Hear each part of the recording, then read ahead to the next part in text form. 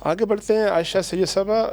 तवातर के साथ चूँकि वाक़यात होते हैं, लेकिन हम चूँकि बात कर रहे हैं इस वक्त OIC के रिएक्शन की।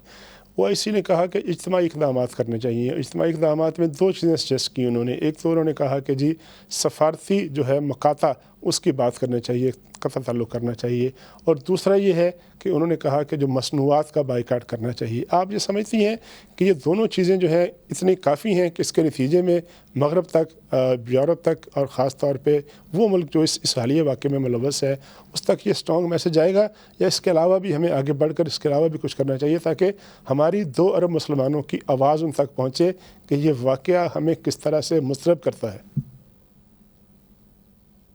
बिस्मिल्लाहिर्रहमानिर्रहीम। अस्सलाम वालेकुम। बहुत शुक्रिया तारिक चौधरी साहब और मेरे दोनों मेहमान यूनुस खान साहब और किबला यास साहब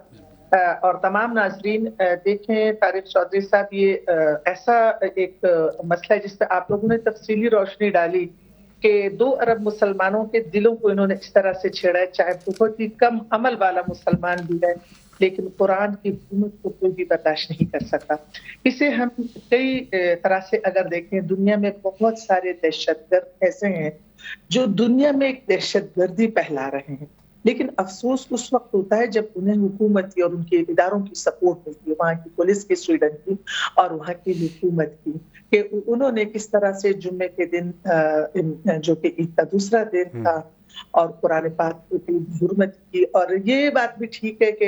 ये मुसलसल ये चीजें होती जा रही हैं, कभी तौहीन रिसालत हो रहा है, कभी हुजूर सल्लल्लाहु अलैहि वसल्लम की शान में गुस्ताखी हो रही है। तमाम जो अदयान हैं दीन दुनिया में, इन तमाम अदयान का तहफ़्फ़ुज़, उनके इज्जत, उनका एहतराम और उनके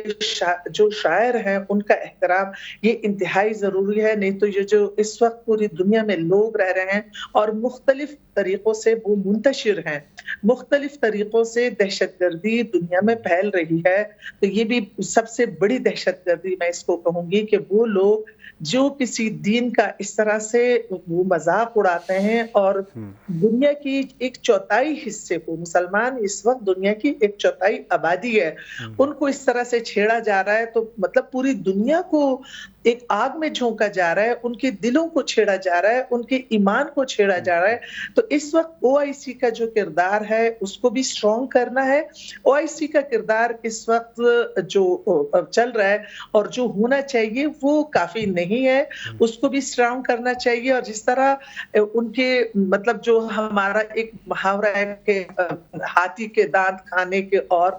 दिखाने के और, तो उनके दांतों को तेज करना चाहिए कि वो दिखाने वाले दांत कौन से होते हैं जो वो दिखाए,